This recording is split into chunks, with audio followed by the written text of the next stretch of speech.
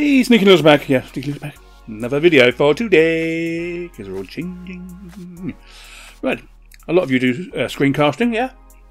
And you use different items, but a lot of people do use Simple Screen Recorder.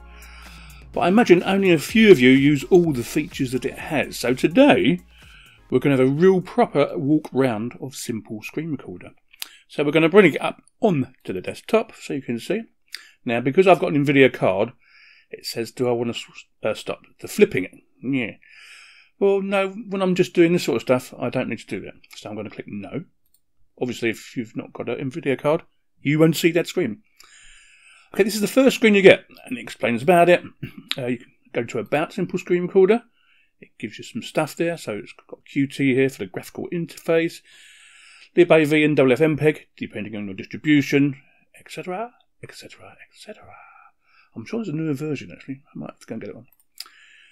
Anyway, and there's a link here to his website. So what we're going to do, we're going to open that and have a look, okay? Now, it tells you quite a lot here. So if you don't know much about it at all, go check this screen out. But not just this one, okay? It tells you all the features here. So it's faster than VLC, which it is. Records the entire screen, which it does. If you used it before, you know some of this, but some of it you won't. Right, it's fully multi-threaded. That's why I like it. It uses all my cores, so you can do decent recording. Just a pity you can't do 4K just yet. Well, I'm not sure you can if you change the settings yourself, but hey. Now, you can also do live streaming, but it's experimental. Now, I've never tried this in the Simple Screen Recorder, but I think Steve has. I can't remember, actually. It tells you all about it here and what you'll need to do. I'm not going to go fully through that with you just yet, because you can do that yourself if you want to try live streaming with Simple Screen Recorder, okay? It also says here, recording for YouTube, okay? Well, that's where you put in your video. But it is up to you what you want to do, okay? It says here, audio bitrate for 128 is okay. I personally don't use that. I'll show you what I use in a memento. Also, recording Steam games. I've never had any problems, but remember, I've got a large CPU, so that's different from me. If you haven't, here he gives you all the instructions of what to do and how to record them correctly. Okay? That's a nice little bit there. Recording game audio. I've never had trouble with that either. Okay, but if you want to know more, he tells you all about it here, including the sample rates, etc., etc., etc. Improving performance. Okay. He tells you lots of stuff here. I'm going to just go through the stuff that I can show you. Okay. So we're going to close that down. And we'll just go to the bottom there. Obviously, go to the website and have a good read and you'll find out lots. But I'm just going to show you a bit so you don't have to do it. So, we've done that already. So what do we do next? Well, we click on continue, don't we, yeah? So we've got here. Input profile. What's that? I hear you cry. I bet half of you have never even opened this. Watch. Nothing there, is there? Look. Yeah. But you can make a new profile yourself. You can record the entire screen, a fixed rectangle, follow the cursor, record an OpenGL. Now, apparently it's experimental, but it does work really, really well. I might give that a go next time. I've done it once before and it was fine, yeah, it was just fine. Excuse me. I'll have a little drink while I'm here. Right. I set my frame rate to 60 frames a second, just for the quality of it at the end of the day. I record the cursor and I record the audio. Now remember, you can record the audio from several places here. So at the moment I'm recording the mods of built-in audio analog stereo. But if I was recording from my microphone, I'd go down to that one, wouldn't I? Yeah. But if you want to record the audio of your desktop on what's coming out of your speakers or headphones, use the monitor setting here. It also shows you your back end, and I'm using Pulse, but you can use Jack and ALSA. But ALSA's not... you can use ALSA. It will work, but he prefers Pulse or Jack. Jack, you got it. Now remember, if you want to record a fixed rectangle, you have to put the size in yourself. Okay, so if we clicked on fixed rectangle, here you can do it. Yeah, skimples, isn't it really? And the same with follow your cursor. Okay, so we're done with that screen. There's not too much to do there. It's pretty simple, isn't it? Oh, by the way, if you've got an older machine, take the frame rate down to 30 frames per second, okay? Yeah, 30. And that should be that'll work fine, even on a donkey's old CPU. The old Q6600 flies at 30. Blimey, and that's ancient. Do you know what I mean? Yeah, it's really ancient now. So if I click on continue, you'll see an output profile up the top. Now you can make a new one, but shall we see what's here? Okay. Right, now, I bet none of you have seen some of this before. Some of you may not. So you can have a video for YouTube. So if we click on video for YouTube, watch, it gives you certain settings. Matroska MKV container, and the codec will be H264.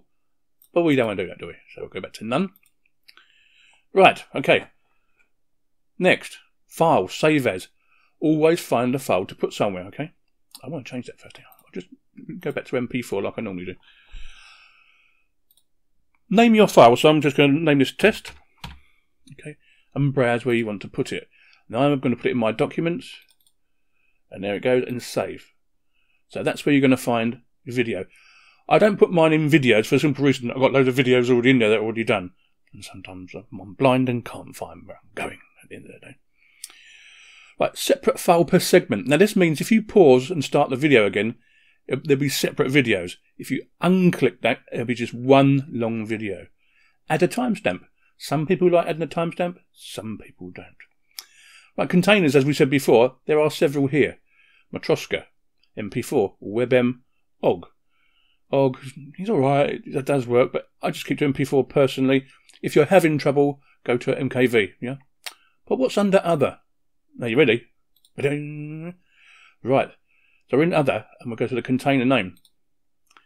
These are all the containers you can use.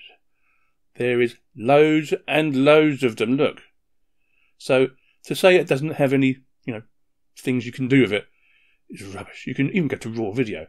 I'm going to try that one day. I'll tell you, yeah. So anyway, we'll come out of that. And we'll go back to my original one. So MP4. Lovely. Right. Codec. Right. Will there be other things here? Of course there's going to be. So if you click on other, VPA, I don't like by the way, and Theora is not supported. So it's not too bad. Go to other. Right, you ready? These are all the codecs you can use. There's loads and loads and loads. Same as there was on containers. Remember, not all codecs will fit in the same containers. I just thought I'd tell you that, because it won't work otherwise, okay? Anyway, we'll go back to my original codec. Now, here is another one you can do. Constant rate factor. The lower the number, the higher quality of the video. For doing just screen captures like this, you could just leave it at 23 and it'd be just fine. But you know me, I'll go down to about 10, basically. Yep, 10. There's a preset for how fast you want your CPU to work, okay? So if you keep it ultra fast, it won't tax your CPU much, but the files will be ginormous. But the further you go down here, that's high the CPU usage at the end of the day, okay? So that's up to, have a play around with the settings. Very fast, super fast should be fine for most people, so I'll just put out super fast. I don't have to, so I've got... No. Right, one I don't like, allow frame skipping. I always unclick that. Always, always, always. Because I don't want frame skipping in the day, do I?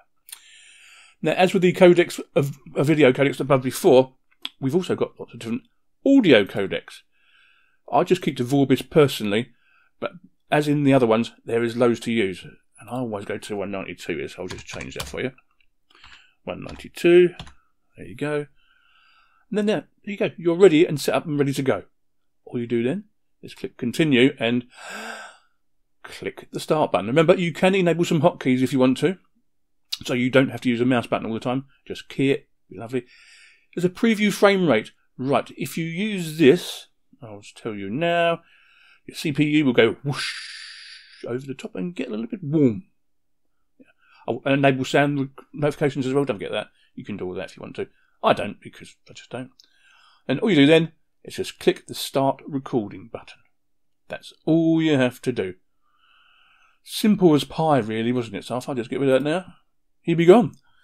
So that was a quick, thorough look round of simple screen recorder for you, for a change. Not just them little quickie ones. Yeah, that's a proper one.